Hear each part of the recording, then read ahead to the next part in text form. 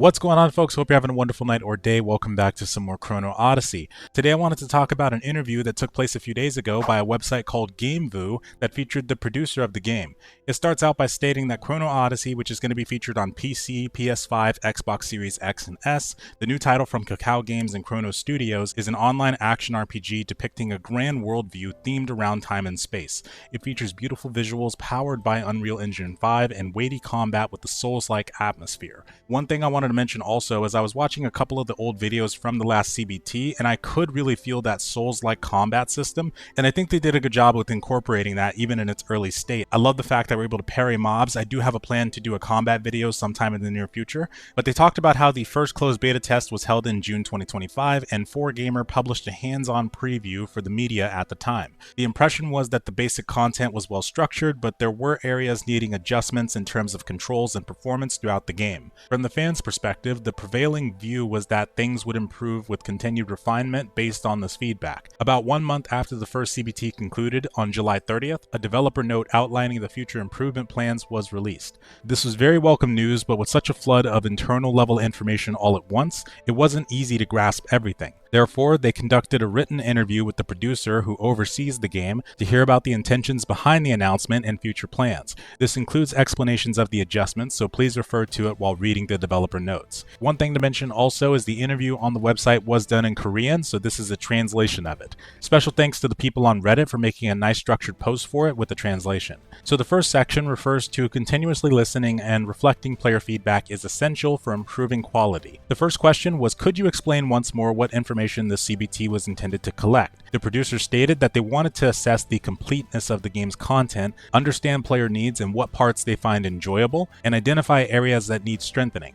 Since this was their first time publicly showcasing the game, they intended to gather as much feedback as possible about aspects that might cause discomfort during play. Based on this, their goal was to thoroughly verify the enjoyment and limitations of each element to provide better service. The second question was, how many players did you expect to complete all of the prepared content, and how accurate was that prediction? The producer stated that far more players participated than they expected, which made them realize the high level of interest in the game. This itself became a major driving force for future improvements and development. Additionally, the percentage of players who completed all the content was higher than they anticipated, and they were impressed by the gamers' focus and skill. One thing I want to point out too, though, is I remember watching one of the first developer interviews, and I remember them stating that they had expected something like 1 million players to jump into the closed beta, so I'm very curious if they're referring to that number in specific when talking about this, or if there was another expectation they had later. They continue by saying, on the other hand, some content had lower engagement than expected. Since this was their first time showing the game to everyone, they had significant anxiety, but they could feel very strong interest and affection from the players. The next question was, what do you think caused the low engagement with certain content? The producer states that due to accessibility issues leading to unnecessary inconvenience, the difficulty and systems felt complex and unfriendly, making it hard to capture player interest in certain areas.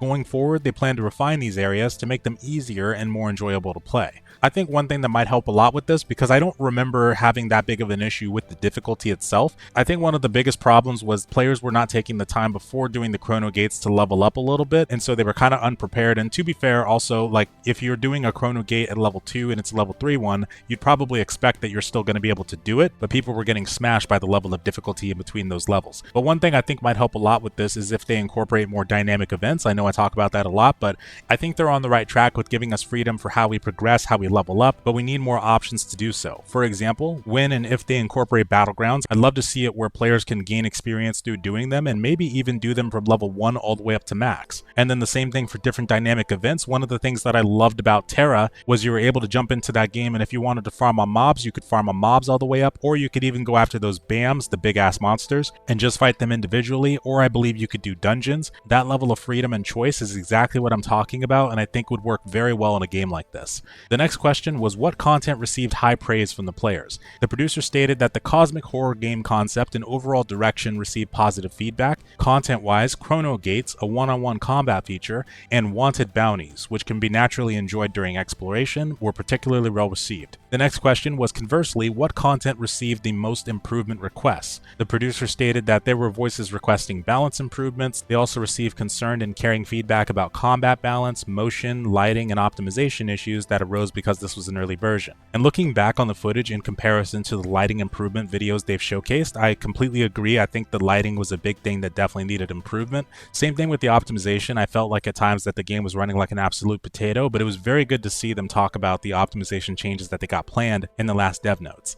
The next question was very detailed improvement information was provided after the CBT ended. It seems rare to publicly disclose game design adjustments in such detail. Do you plan to continue exchanging opinions with the players in this manner? The producer stated yes, they plan to continue communicating with players in the same way. In the first developer note, they didn't simply summarize player feedback, they also shared specific problem analysis and technical improvement directions. They're very grateful that many players responded positively to their sincere approach. They'll maintain the same approach for future development notes and communicate key changes and design adjustment directions even more transparently. They believe the game can achieve meaningful evolution centered on player feedback, and they consider this communication a crucial pillar of development. The next question was, you'll need opportunities to collect feedback in the future. Are there communication methods being prepared besides closed beta tests? Besides closed beta tests, they're preparing various means to continuously exchange opinions with players. A prime example is focus group testing, where they'll conduct detailed verification in a more controlled environment. They'll also release regular developer notes and collect feedback through social media. They view the process of continuously listening to player voices and reflecting them in development as an important part of the game's production, and they believe this accumulation is the key means to improve the game's quality. And the last section is that the goal for the second CBT is smooth performance on RTX 2070 class hardware.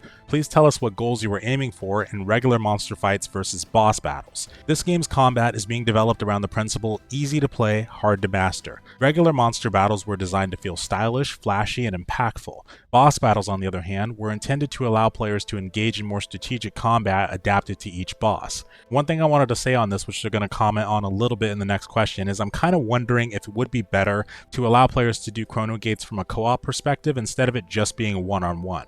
I think in the spirit of MMOs, that would probably be the better way to go. The next question was, how was this intention actually received? We'd like to hear both positive and negative feedback from players. Chrono Gate, the one-on-one combat content, received praise from many players. Although it's a hardcore battle format rare in MMORPGs, they confirmed that players enjoyed it in the direction they intended. However, they also received feedback about feeling fatigued with one-on-one content in an MMORPG. They're currently reviewing various ways to allow difficulty selection and are in the process of implementing these options. And something I kind of noticed about this answer is they acknowledged that they had received feedback about feeling fatigued with one-on-one content in an MMORPG, but the solution that they're discussing is that they're reviewing various ways to allow difficulty selection, when I think the solution does need to be more about allowing players to do this co-op. The next question was, what specific changes were made for improvements? Even technical details like hit stun specifications during attack animations or input buffering timing would be helpful if there were any significant changes. The producer states that through overall optimization, they're adjusting to reduce network latency for action responses like guarding, parrying, and dodging. Additionally, to address the lack of character reactions in combat experience, they've added directional hit reactions and refined knockback effects to match weapon and motion characteristics. They're strengthening the feedback in a mutual combat experience. The fourth to last question was, how closely did player behavior match the development team's expectations regarding exploration order and progress speed? This game is built around the concept of non-linear exploration and adventure. It's designed so players can level up not only through combat but also through gathering and life skill content. And overall progression speed was generally within their expected range, which I hope they remain true to that in terms of giving players the freedom to progress how they want. I hope that they add more avenues to that in the future too. I think they're on a really great track with that and hope it keeps up. Were there any unexpected behaviors or progression methods that the game didn't anticipate?